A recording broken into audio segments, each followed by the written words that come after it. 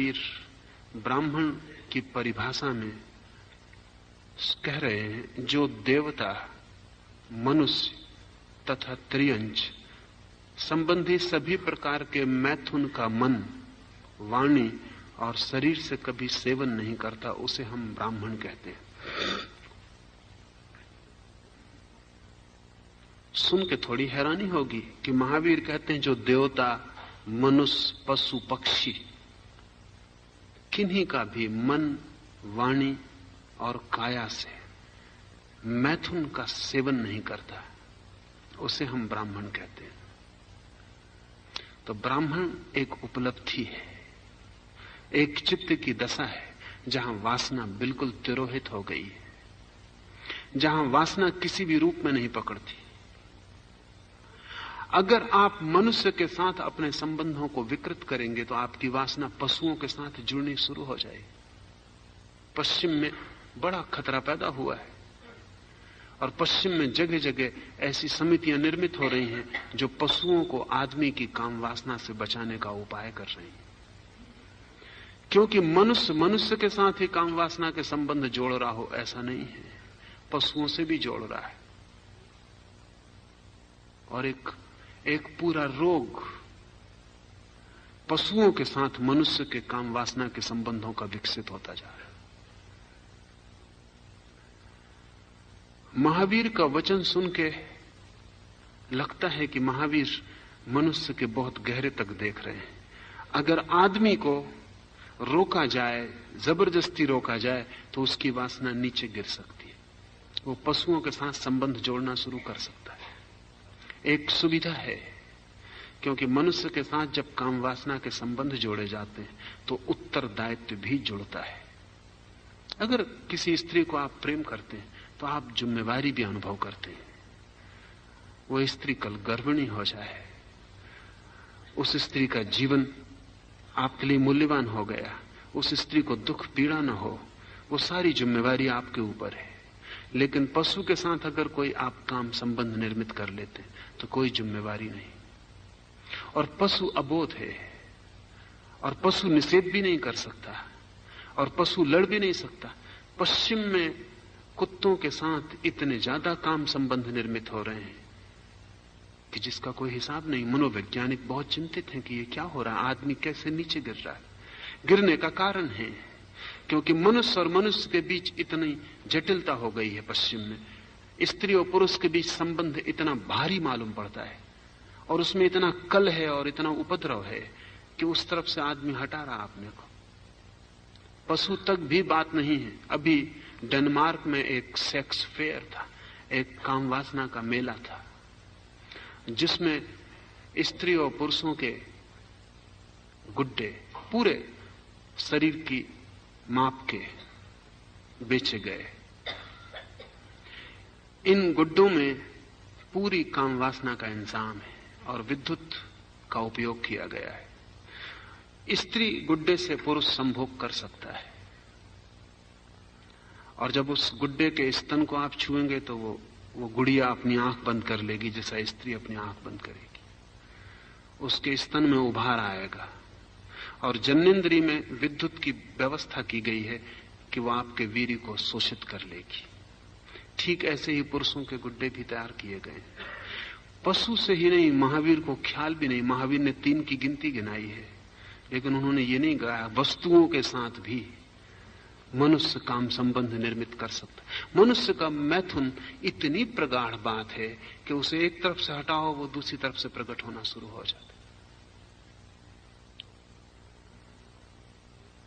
देवताओं के साथ भी मनुष्य की कामना होती है। वो हमें जरा कठिन लगेगा। पशुओं का भी समझ में आ सकता है क्योंकि पशु हमारे चारों तरफ मौजूद है। वस्तुओं का भी समझ में आ सकता है क्योंकि वस्तुएं हम निर्मित कर सकते हैं, यंत्र भी निर्मित कर सकते हैं। लेकिन जिस तरह हमें आज पशु और यंत्र निकट मालूम पड़ते हैं, महावीर के वक्त में देवता की उपस्थिति भी इतनी ही निकट थी। आज भी उतनी ही निकट है। हमारी संवेदनशीलता क्षीण हो गई। आप जान के हैरान होंगे कि मनुष्य के आसपास अशरीरी आत्माएं हैं बुरी आत्माओं को हम प्रेत कहते हैं, अच्छी आत्माओं को देवता कहा जाता है। पर मनुष्य के आसपास अशरीरी आत्माएं मौजूद हैं, और कोई व्यक्ति अगर बहुत प्रगाढ़ मन से मैथुन की आकांक्षा करे तो उन अशरीरी आत्माओं को आकर्षित कर सकता है और मैथुन हो सकता है।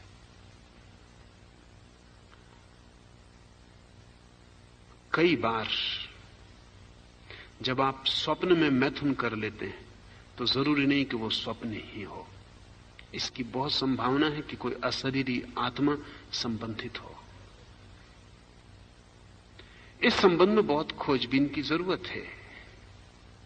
मनुष्य की कामना आकर्षण का बिंदु बन जाती, और जहां भी वासना हो वहां से खिंचाव शुरू हो जाता है।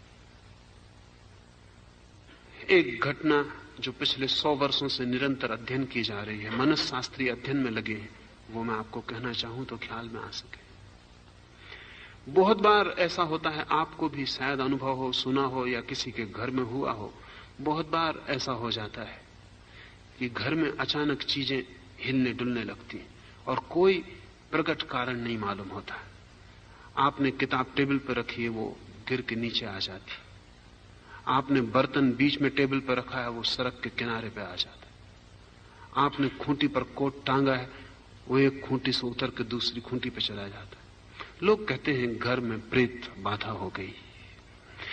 मनस्विद 100 साल से इसका अध्ययन कर रहे हैं कि क्या हो क्या रहा है, और हर बार ये पाया गया कि ऐसी घटना जब भी किसी घर में घटती है तो उसमें उस घर में कोई जवान युवती होती है जो मेंसेस जिसका शुरू होने के करीब होता है या शुरू हो रहा होता है। हमेशा जब भी ऐसी घटना किसी घर में घटती है तो कोई युवती होती है जो अभी काम वासना की दृष्टि से प्रौढ़ हो रही है, और उसकी प्रौढ़ता इतनी प्रबल है कि उस प्रबलता के कारण प्रेतात्माएं आकर्षित हो जाती। अब इस पर वैज्ञानिक अध्ययन काफी निर्णय ले चुका है। उस स्त्री को, उस युवती को घर से हटा दिया जाए, ये उपद्रव बंद हो जाता है। वो जिस घर में जाएगी वहां उपद्रव शुरू हो जाए। ये भी पाया गया है कि कुछ घरों में अचानक कपड़ों में आग लग जाती, कोई कारण नहीं मालूम पड़ता। और जितने अब तक अध्ययन किए गए हैं इस तरह के मामले, पाया गया है कि घर में कोई युवक हस्त मैथुन करता होता है। इस हस्त मैथुन करने वाले युवक को हटा दिया जाए, घर में आग लगने की घटना बंद हो जाती।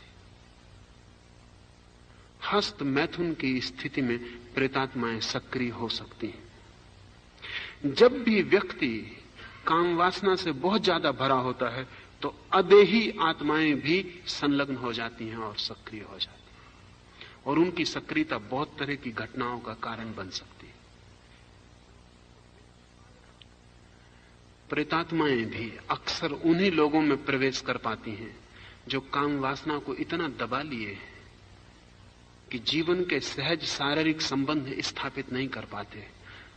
तो फिर उनकी देह रहित आत्माओं से वासना के संबंध स्थापित होने शुरू हो जाते।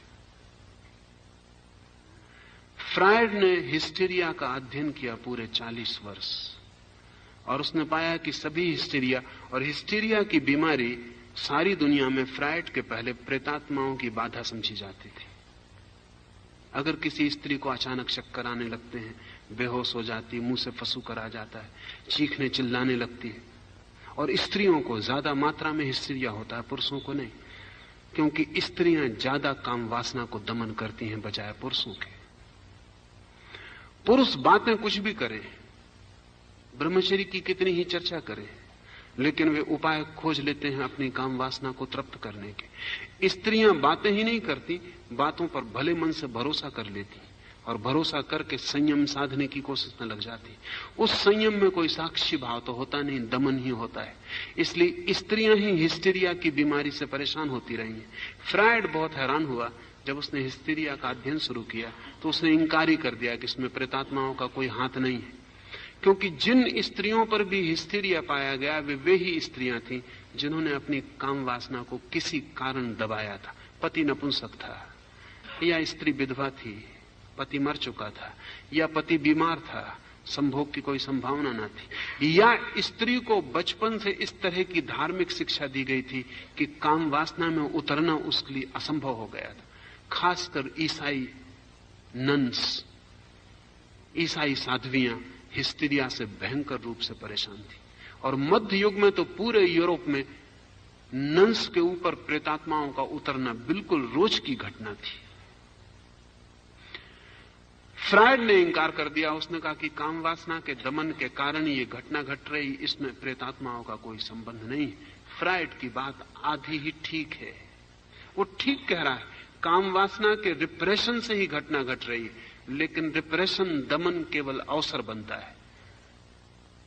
उस अवसर में मन इतना ज्यादा वासना पूरित हो जाता है और इतने जोर से पुकारता है और पूरा शरीर इतने जोर से खींचने लगता है कि आसपास की अदेही आत्माएं भी उस प्रचंड झंझावात में खिंच के पास आ सकती और प्रेतात्माओं का प्रवेश हो सकता है। तो महावीर कहते हैं कि जो देवता, मनुष्य, त्रियंच संबंधी सभी प्रकार के मैथुन का मन, वाणी और शरीर से कभी सेवन नहीं करता, उसे हम ब्राह्मण कहते हैं। तब तो ब्राह्मण खोजना बहुत मुश्किल हो जाए। और जिन्हें हम ब्राह्मण कहते हैं उन्हें ब्राह्मण कहने का कोई अर्थ न रह जाएगा। आदमी इतने गहन में डूबा है काम वासना के साथ कि कोई उपाय नहीं दिखता कि वो कैसे ब्राह्मण हो सके। सुना है मैंने, इंग्लैंड का राजा जॉर्ज द्वितीय बहुत बुद्धिमान नहीं था और सारा काम, सारे राज्य की व्यवस्था उसकी पत्नी कैरोलिन ही संभालती थी। लेकिन इतना बुद्धिमान वो था कि कैरोलिन की बात मान लेता था सदा। कैरोलिन सुंदर थी, योग्य थी, प्रतिभाशाली थी, लेकिन असमय में उसका निधन हो गया। कुछ संघातक बीमारी, इलाज नहीं हो सका। मरते क्षण कैरोलिन ने सम्राट से कहा, आगे की व्यवस्था भी उसी को करनी थी। उसने कहा कि तुम मेरे मरने के बाद शीघ्र ही विवाह कर लेना। एक तो तुम बिना विवाह के रह ना सकोगे, दूसरा तुम्हें एक योग्य सलाहकार की भी जरूरत है, और तीसरे ये विवाह उपयोगी होगा अंतर्राष्ट्रीय संबंध निर्धारित करने में। तो तुम कहां विवाह करना, कौन कौन सी राजकुमारियां योग्य हैं और किन से संबंध बनाना राजनीतिक अर्थों में कीमती है। लेकिन जॉर्ज द्वितीय जार जार आंसू गिराने लगा और उसने कहा कि नहीं, बिल्कुल नहीं। ये जीवन में उसने अपनी पत्नी को पहली बार नहीं कहा था। उसने कहा कि no, never, after you know wives. पत्नी बड़ी प्रसन्न हुई, उसने आंख खोली, लेकिन प्रसन्नता क्षण भर में खो गई, क्योंकि जॉर्ज आंसू बहा रहा था, छाती पे हाथ रखे था और कह रहा था, नहीं, कभी नहीं, no more wives after you, only mistresses. कोई पत्नी नहीं, सिर्फ रखेली स्त्रियां।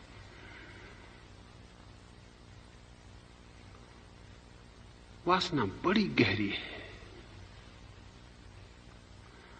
और उसकी गहराई को बिना समझे जो उसके साथ कुछ भी करने में लग जाता है वो झंझट में पड़ेगा। सब सिद्धांत ऊपर रह जाते हैं, सब शास्त्र ऊपर रह जाते हैं। काम वासना बड़े केंद्र पर, वहां तक कोई शास्त्र पहुंच नहीं पाता, कोई सिद्धांत नहीं पहुंच पाता। आप ऊपर से प्रभावित होकर निर्णय और संकल्प ले सकते हैं, वे निर्णय ऊपर कागज की लेबल की तरह चिपके रह जाएंगे और आप झूठे आदमी हो जाएंगे।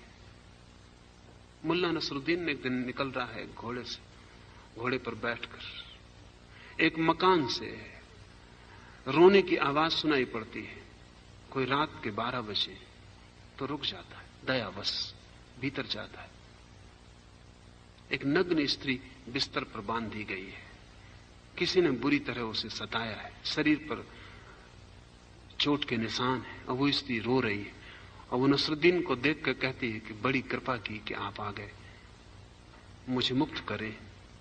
डाकुओं ने हमला किया, उन्होंने मेरे पति को बेहोश कर दिया, मेरे साथ व्यभिचार किया और मेरे पति को बेहोश हालत में वे घसीट के घर के बाहर ले गए।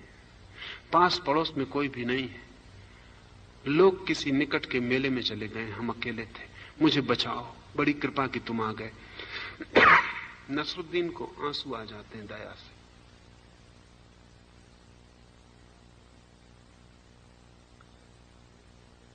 उसे बड़ी पीड़ा होती, लेकिन बजाय स्त्री के बंधन खोलने के वो अपने कपड़े उतारना शुरू कर देता। वो स्त्री कहती है आप क्या कर रहे हैं? नसरुद्दीन कहता है कि माफ करें, excuse me lady, but this day is not lucky for you. आज का दिन तुम्हारे लिए सौभाग्यपूर्ण नहीं, मैं तुम्हें बचाना चाहता हूं लेकिन बचा नहीं सकता हूं। सारी दया, सारे ब्रह्मचर्य, सारे शास्त्र, सारे उपदेश ऊपर रह जाते हैं। अवसर मिले आपको तो आप सबको अलग रख के अपनी वासना को पूरा कर लेंगे, अवसर न मिले तो आप सिद्धांतों की बातें करते रह सकते हैं। सोचे एक सुंदर युवती नग्न पड़ी हो, आसपास कोई भी नहीं, कोई खतरा नहीं, पति को डाकू उठा के ले गए, बहुत कठिन हो जाए। शायद आपने सुना हो कि मिस्र की खूबसूरत महारानी क्लियोपेत्रा जब मर गई तो उसकी कब्र से उसकी लाश चुरा ली गई और 3 दिन बाद लाश मिली और चिकित्सकों ने कहा कि मुर्दा लाश के साथ अनेक लोगों ने संभोग किया।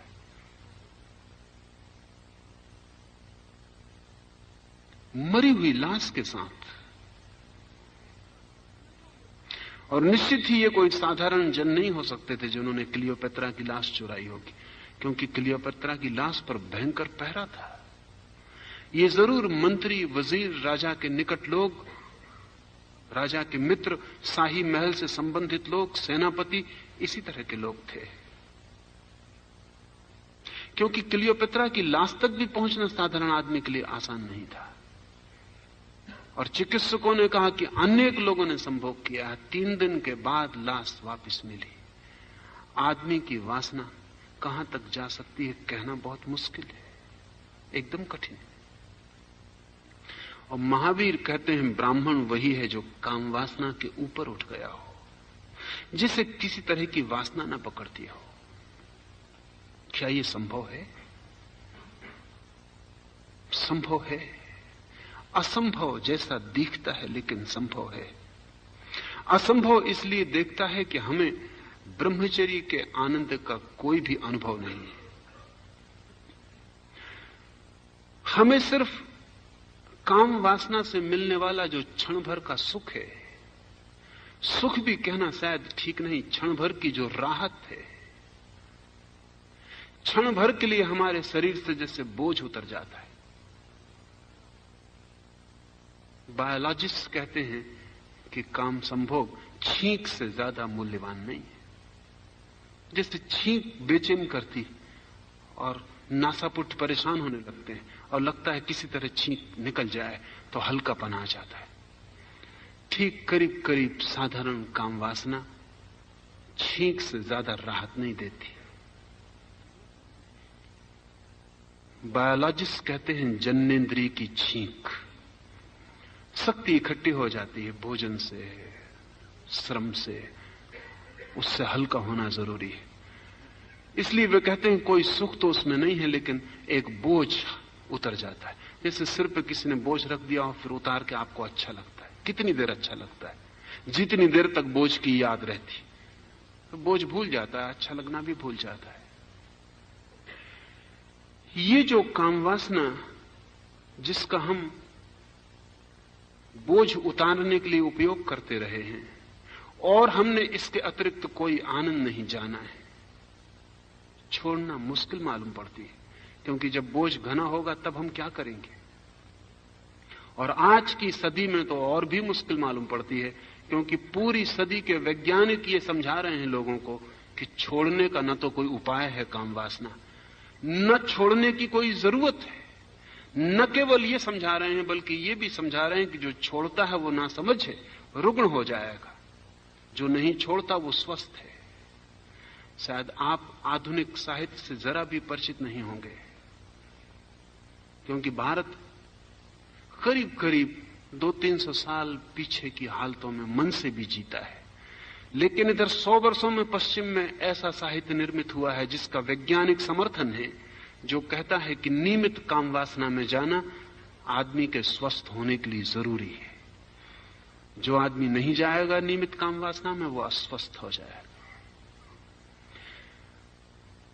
वैज्ञानिकों की खोजें समझा रही हैं आदमी को कि काम वासना मनुष्य का चरम अर्थ है, उसके आगे न कोई अर्थ है, न कोई प्रयोजन है, न कोई आनंद है। धर्म की बातचीत सब बकवास है। आदमी एक पशु है और पशु से ज्यादा होने की कामना ही सिर्फ भ्रम है, एक सपना है। और बड़े बेहूदे प्रयोग भी विज्ञान के नाम पर चल रहे हैं। अमेरिका में सेक्स लैब बनाए गए हैं जहां मनुष्य की काम वासना का वैज्ञानिक अध्ययन हो रहा है, जो कि बड़ा अजीब है, बड़ा अमानवीय है, जिसको हम सोच भी नहीं सकते। एक प्रयोगशाला में 700 स्त्री पुरुषों ने वैज्ञानिकों के सामने, कैमरों के प्रकाश के सामने फिल्म ली जा रही है, चित्र उतारे जा रहे हैं, थर्मामीटर जांच कर रहे हैं,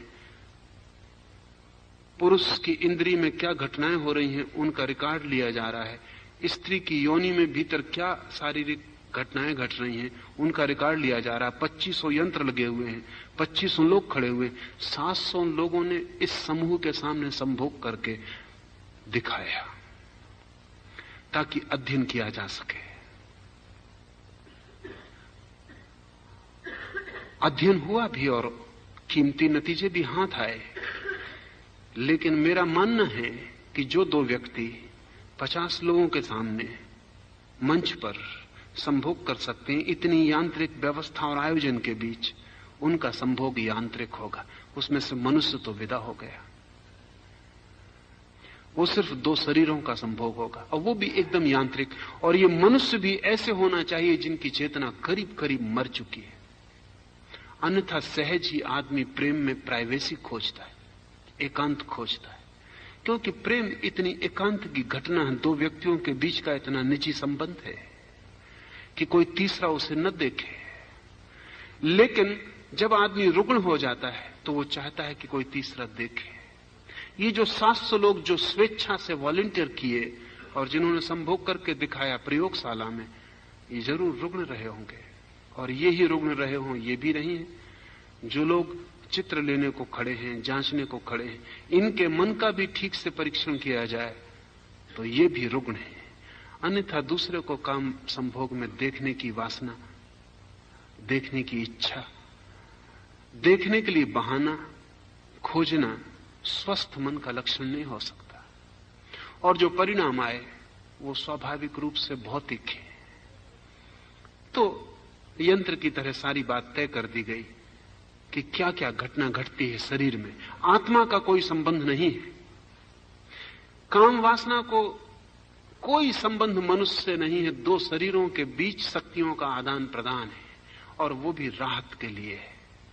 और ये राहत वैज्ञानिक समझा रहे हैं कि बिल्कुल जरूरी है। और जो व्यक्ति इस राहत से अपने को रोकेगा वो रुग्ण हो जाएगा। उनकी बात में थोड़ी सच्चाई है। अगर कोई सिर्फ रोकेगा तो रुग्ण हो जाएगा, उनकी बात में झूठ भी है। कोई अगर सिर्फ भोगता ही चला जाएगा तो भी नष्ट हो जाएगा। पूर्व की दृष्टि न तो भोग